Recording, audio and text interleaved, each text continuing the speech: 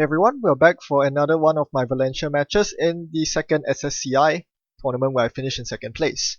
This is against Ronzacapa in the lower bracket. This is the fourth place match, which means the loser will finish in fourth place and the winner will move on to the semi-finals.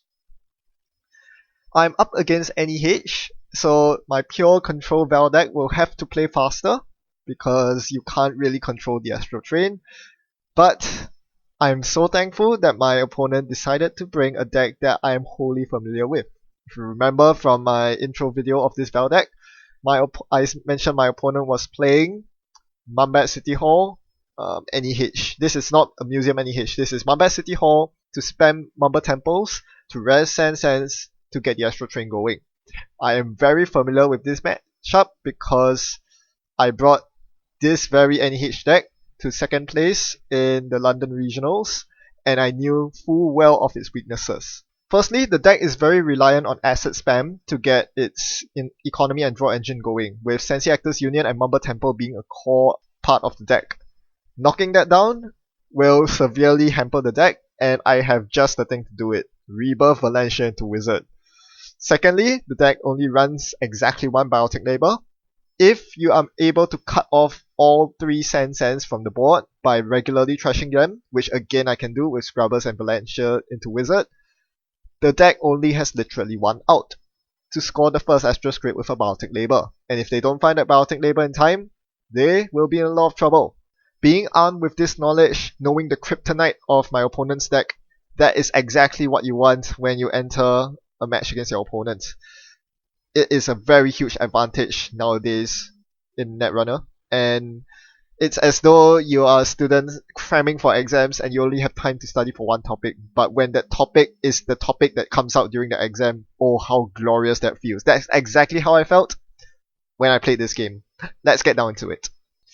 So I open into this not very desirable hand, but I still keep it. It has a bit of money and it has wild side. You really can do a lot worse as Valencia against NEH, so I'm kind of forced to keep this hand here. My opponent starts with a pretty desirable hand: a wraparound to protect HQ, especially when you mandatory draw into the Astro, and the Mambat City Hall to start asset spamming, and the San City Grid. So that is just an insane amount. I mean, it's basically everything you could want. You even have the Sweet Sweep for the 9 credits. You could most certainly make a case for playing the Sands and then wrapping HQ, and then playing Sweet Sweep, and then trying to score Astro the next turn. But knowing the deck, if I were Ronzacapa, I would play the exact same way. Or rather, I would not have played the City Hall here because I would have trashed it on this Dirty Laundry run if it was a City Hall. It being a Sands makes it a lot harder to trash.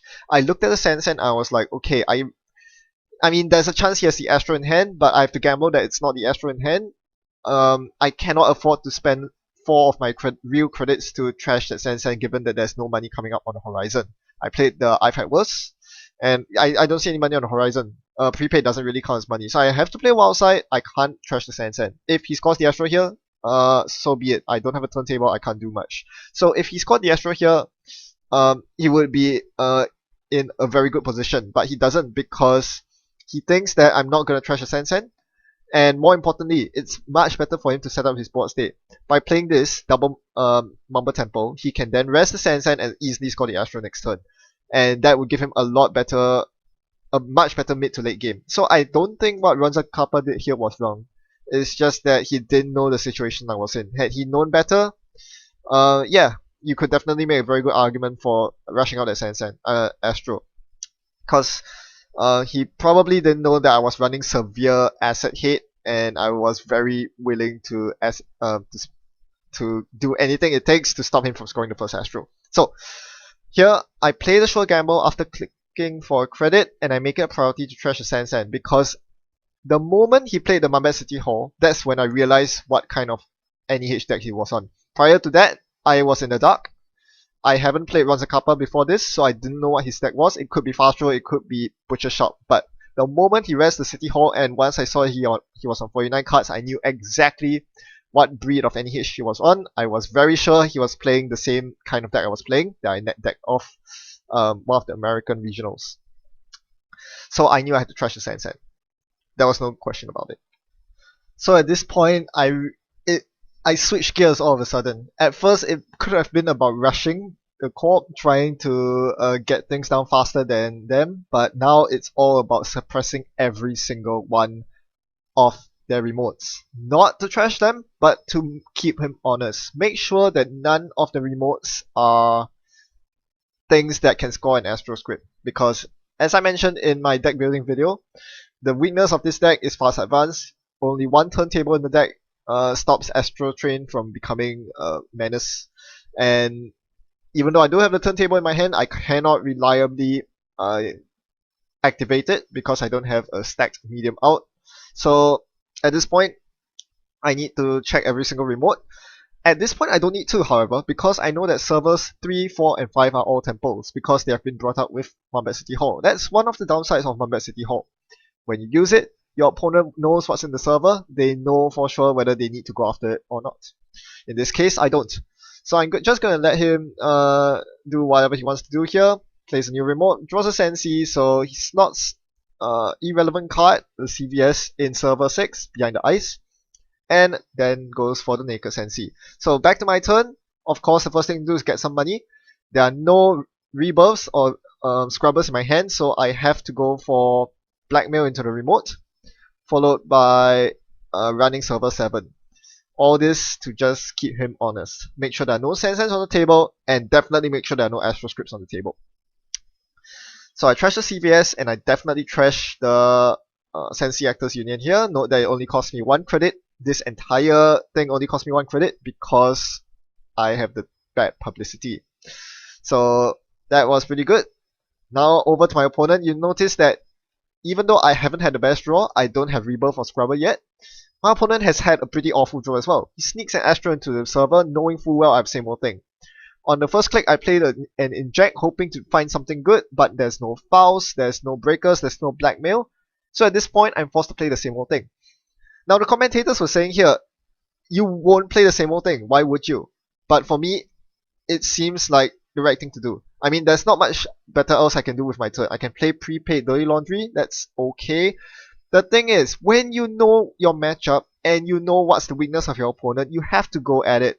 And I knew that the weakness of my opponent was that he was not able to score the first Astro script easily against me. So I completely, by knowing that, I know that he would try to do something like this. He would be very desperate to try to score something behind the remote, and on the same token, I know that I should go after every single asset. So that was what prompted me to play the same old blackmail. Even though I had to ditch a lot of cards from my hand, it was completely worth it. Now he slots a Bill in the remote.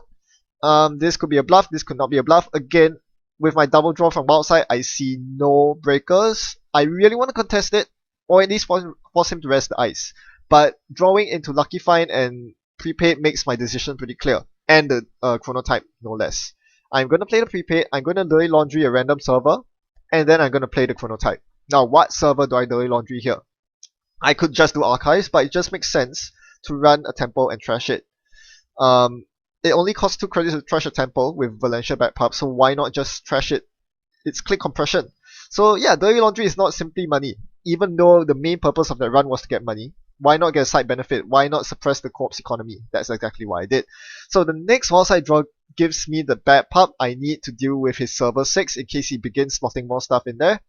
So I'm gonna keep that in mind while playing more money. Play that Lucky Find. So now I actually have money to begin trashing his economy. So that's good news. Also get the turntable out because I know that he runs Biotic Labor. In the event he gets a Biotic Astro off, I need to be able to quickly find another agenda ASAP before I lose the game by Astro Train. Death by Astro Train is a thing, and we cannot let that happen. So here, I wildside draw into Faust Mimic. Here's the tricky bit. Do I blackmail server 6 or do I play Faust? Well, that's not a very tricky question now, is it? If I play Faust and I run that server, the ice will be res, I cannot play blackmail. So I should use as many blackmails as I can, and when I'm out of them, I'll play the Faust. So let's blackmail into server 6, we see a paired campaign. I'm already in here, might as well pay the 3 credits to trash. Now, if he had no Mumber Temples, I probably wouldn't trash the pad, but the fact that he has Temples means that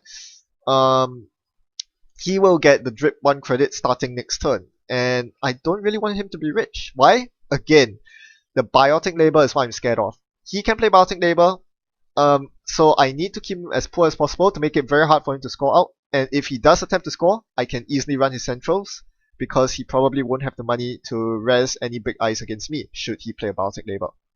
So that was my thought process behind killing the pair campaign. I thought it was right because either way, if he wanted to slot something in the pair campaign server, he would anyway, overwriting the pet. The pet campaign is kind of like Adonis campaign on uh, Breaker Bay Grid. It's something nice to have. The Drip Econ something nice to have, but they can easily overwrite it. So might as well just get it out of the way while I can, and I'm rich enough to do it anyway. My opponent advances an NAPD behind the ice, seeing that there are very few options available left to him, thinking that I have no blackmails left, and to me it seemed quite obvious. It seemed like a very desperate play after baiting me to blackmailing that remote to try to get an over advanced Bill or explode the Palooza out. So I just played the files and ran through the server. That was the biggest mistake I made the entire game. If I had thought more clearly, I would have remembered that knowing the deck full well and knowing almost every single card in the deck, I should have known that one of the agendas in the deck is NAPD. I should also know that it costs 5 advancement to advance the NAPD against a Valencia. Put 1 and 1 together and you get a pretty obvious answer. That is almost certainly a toll booth into NAPD server. I should have known this bloody well, given that I'm so well versed and familiar with deck. I don't know why it slipped my mind. I completely forgot that NAPD was a thing, and I was hugely punished for it. Not only did I get to the base of server, wasting my 3 credits, wasting 3 cards, I couldn't steal the NAPD, and he managed to score it. So this is huge trouble for me, because now he is one big agenda away from winning the game. Big agenda meaning anything that is worth 2 points or more. He can fast advance 15 minutes, that is fine, he still won't win. He needs to score a 3-2 or a 4-2 or a 5-3 to win. However, he's just one of those agendas away, because he got away with the first build and he got away with this NAPD trick, which really shouldn't have happened. Now here is where I just tossed the blackmail to HQ. I drew that blackmail and I realized that blackmail is not going to come to play because the remote ice is raised already. So I'm just going to toss that blackmail to HQ, and again, what I said in my intro video, HQ pressure is just insanely good with this deck. Because he cannot afford, because he had no way of scoring the agendas in his hand, because he hasn't been using any Sensi Actors Union or Jackson Howard, it only makes sense that all his agendas were clogged up in hand, and I managed to snipe an NAPD from it, evening out the score. So, one good thing about forcing the toll booth res is that now I can use Spoon to kill the toll booth, meaning that I don't have to keep running through it, paying the toll. So he needs to find another piece of ice in order to start scoring his big agenda. But more importantly, I need to keep him honest here. Trash the Sands and trash whatever server 9. This is where knowledge of your opponent's deck again comes into play. I didn't have to worry about Snare here. I didn't have to worry about even Shock. I knew that most of his tools were fast advance or just random assets. So with Scrubber out, I'm now able to much easily deal with my opponent's assets. The Sands costs real credits to trash and I'm now pretty poor. But after installing a Scrubber, things should become a bit easier for now. If he doesn't keep up the asset spam, if he doesn't keep forcing me to run into his remotes, I'm going to trash his temples and City Hall slowly but surely. Now he plays a wraparound here and draws into a build. And it doesn't seem like a wrong idea to just try to jam the build into server 10. I am at a very weak position right now with only 1 card in hand, drawing to 3 on my next turn. It costs 4 cards to break with David. 4 cards to break with Faust, and you really don't want to pay 4 cards most of the time. However, that draw drew me into my David. So here I was just thinking, what's the best way of getting through that remote? What's the most likely ice? I think Toll Booth is pretty likely. And if it had been a Toll Booth, it would have stopped me dead cold. But I was content with gambling that wasn't Toll Booth. I played the David, and I ran after drawing a card. Drawing a card allows me to break more subroutines with Faust if I needed to, and I fetched the build. So this was a big turning point in the game. If my opponent managed to get that build instead, he would have been 1 turn away from winning, thanks to the 15 minutes in hand. Instead, now the ball's in my court to win with only 1 agenda needed. However, he manages to even the score out because by installing the 15 minutes and trying to score it manually, he drew into the Astro script. So I only have 1 turn to live. Even though he has only 5 credits to his name, he can play Biotech Astro Script shipment from Sansan. I knew this deck. I knew that was a trick this deck could pull off. This is why I was very keen on running his centrals after playing the Lucky Find. You still have to play the Lucky Find first because you might need to pay the credit to get past pop-up window or what have you. So I played the Lucky Find first with 2 clicks left. I was debating between running R&D and HQ. Again, back to the theory of my deck, it seems like HQ is just the best, most natural place to run, given that agendas have nowhere else to go. So I ran HQ here, and he gets to use his Mumble Temple credits to res a lowly wraparound, which I easily break with David. At this point, David counters are very expendable, just like blackmails, you use them as freely as you want. I have another one in my hand, so it doesn't matter. And I very luckily hit the global food to get me into the semifinals of the SSCI. Whew, that could have gone very badly. So when looking back at this game, one macro learning point that really stood out to me is a quote that came from Sun Tzu's The Art of War, and that is, by knowing yourself and the enemy, you will win 100 out of your 100 battles. So knowledge is key in a lot of battles, and the battleground of Netrunner is no exception. I knew my deck pretty well this game, and that was a pretty key point. I knew that Wildside was the core of the deck, that I really needed Wildside to function because as a toolbox deck, Wildside allows me to draw into all the tools I needed to deal with him, all the blackmails, and all the economy to keep me going. That is why I kept my opening hand. I also knew that by controlling his remotes, I was able to force him to have agenda clog up in hand. Seeing that he saw no Jackson Howards and Sensi Actors unions this game, I was able to then freely blackmail his hand and get two of the winning 4 agendas. If you remember, one of my mid-game blackmails was on the HQ for a single access that netted me an NAPD. If I did not make that blackmail run, looking back at it, I wouldn't have won the game. Because I would have been 1 agenda short of closing out the game, he would have Baltic Astroed out next turn. So every single small play like this counts. It's very difficult to identify it if you lost against a fast draw deck, for example, and you're like, what could I have possibly done? But if you know your deck well and you know the weaknesses of fast draw Baltics, or this deck in particular, maybe you would have ran HQ more, maybe you would have won the game with 1 more agenda. I also knew that my deck probably doesn't need same old things for things like economy, for levy recursion, because I was probably not going to go through my entire deck, so I was more liberal with same old blackmails, and that was able to fetch me the early Astro script, which was so key, very clutch against my opponent. Knowing your enemy is also very important. Oftentimes this is very difficult because obviously you don't have access to the deck list, but if they play a very familiar archetype, or if you have met them in earlier Swiss rounds, this is information that you really should leverage to the fullest. So I knew that since I was familiar with this deck at the back of my hand, I knew that he only had 1 out. If I kept all his fast advanced tools out of the question and prevented him from scoring, the only way he was getting any agenda out was with Baltic Labor. With only 1 copy in the entire deck, I felt pretty comfortable about with my odds. I needed to respect the NAPD contract, which I did not, and that was a huge factor in making the game a lot closer than it should have been. If I clicked for a couple of credits before running that server, it would have been a blown out victory for me. I would also need to respect Baltic Shipment Astro, which was the reason I ran that last turn, that game-winning turn. Most other people would just sit back, draw cards, and set up their board state, maybe trash a couple of tempos. That would have been the game-losing play. The fact that I knew that he had Baltics and Shipments in his deck meant that I knew I had the pressure to run HQ or R&D, and it definitely paid off that game. So once again, knowledge is power. Leverage that to gain great power in your games. Thanks for watching and happy net running. Goodbye.